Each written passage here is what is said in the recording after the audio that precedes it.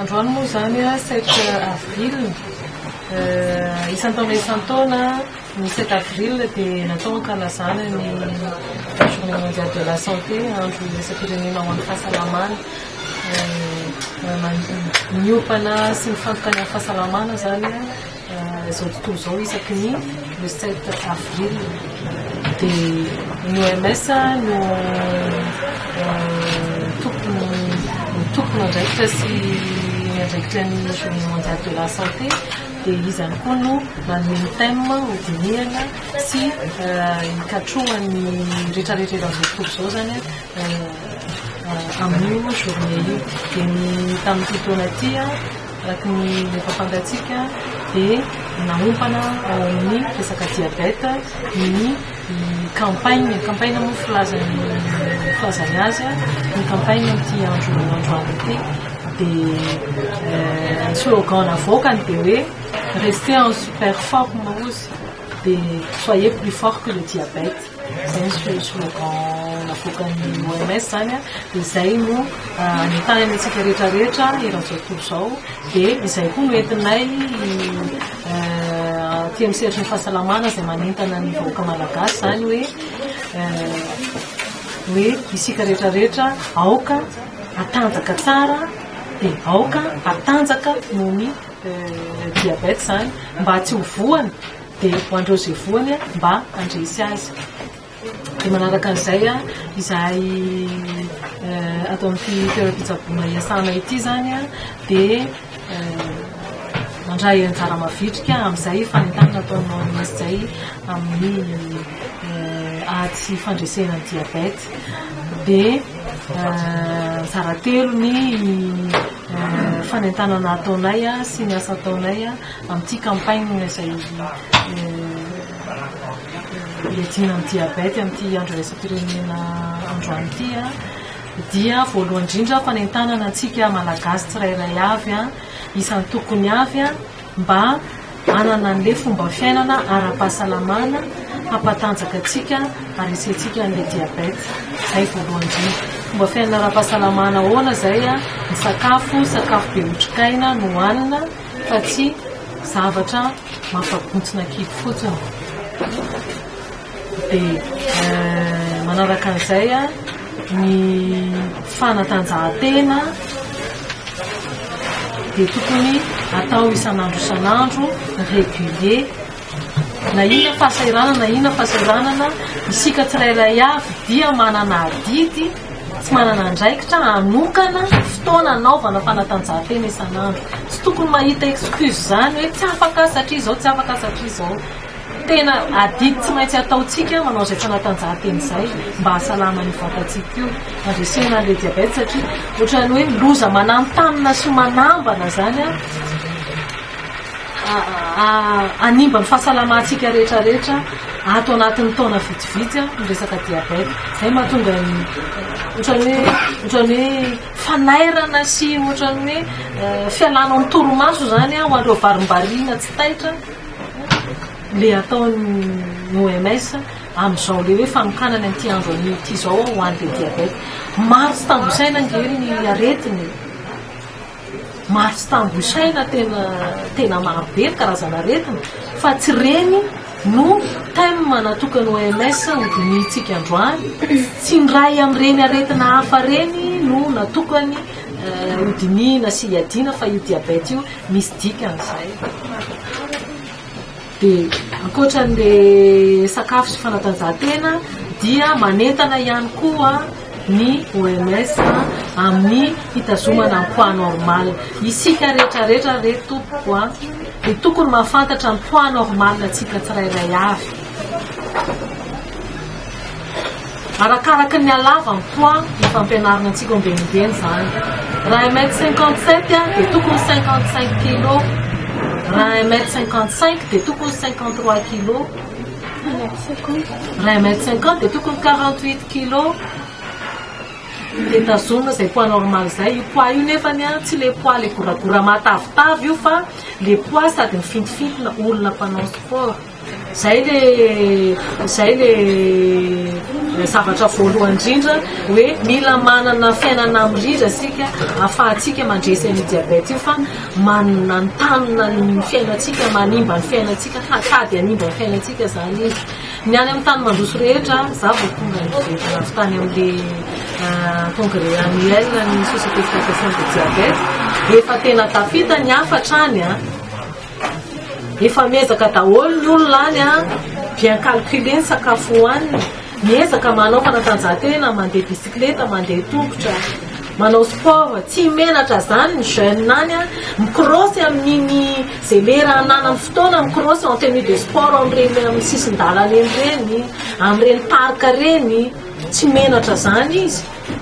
fa de fa tenue de sport izy de fa fantatry ny olona hoe manao an'ilay sport tokony atao zany izy groupe de jeune miaraka microssy tena mahafinaritra mihitsy efa tafitany satria izy efa ampitahorana hoe raha tsy mitandrina isika en 2030 de zao ny problème manjoan'ity société tsika ity de ohatr'izay ny fitazomana ny poaty tena zany matavy be zany efa hitanao hoe tsy de ohatr'izany tsony any nefa ny aty amintsika zany mbola betsaka ny tsy tonga saina am'le matavitavy de miala an'izay resaka hygiène de vie araka ny tokony ho izy sy régime zay dia ny fijerena ny fisian'io ny fijerena ny tany siramamy hatreto mbola ny tany siramamy ihany no anaporofona ny olona anankiray hoe diabetika na tsy de isan-taona raha vao misy occasion ahafana mijery glycémie ny tany siramamy de tokony jerena foana io satria androany tena mety tsisy diabète fa afaka ray volana mety misy de mila jerena foana io raha vao hafahafa raha vao reradraraka raha vao ohatra mavesabesatra le vatana malaindaina miasa de aleo mijery foana rehefa tsisy moa de raha basoa raha avatsara misy de mba voatsabo aloha le izy de mba voalamina mialoha zany zay resaka zay de rehefa ohatra zao zany mazava ho azy misy foana ny fitiliana maimaimpona mba atao maimaimpona zany izy rehefa ohatra zao fa zay kory tsy midika hoe miandry an'le maimaimpona foana zay vao anao fa zay tena zay hoe raha vao misy zany reradraraka de mavesabesatra de mijery glycémie raha vao misy an'le fambarana glycémie koa moa raha teo de vao maika tokony jereny sao de misy satria zavatra voajery aloha de voatsabo aloha de mora kokoa ny fitsaboana azy sy ny fanasitranana azy zavatra nahafinaritra aloha reto tamin'ity le message ny OMS androany ity de phrase anankiray lazany hoe le diabète peut être traité tsisy fanakiviana olona tsony ohatra ny taloha hoe efa toe-batana io de efa efio amin'io de efa amboary ny saina fa de efa ho avy daholo ny complication rehetrarehetra bientôt sy ny karazany tena ozy izy hoe le diabète peut être traité de mila zany hoe tsy miravoravo tanana zany fa mila vigilant foana eo anatrehan'izay diabète mananotanina amin'ny fiainantsika izay raha voatady izy eo de fa atao zay anasitranana an'iny zavatra manomboka tsinona le izy de eto zao manararaotra koa hoe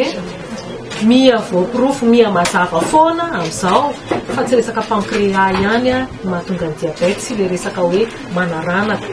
fa any amin'ny resaka fitaovam-pandevonan-kanina sy tsy na ihany misy zavatra mahatonga ny olona anankiray diabetika ihany koa ary rehefa sitranina koa iny problème any amin'ny tsy na iny any amin'ny fitaovam-pandevonan-kanina iny de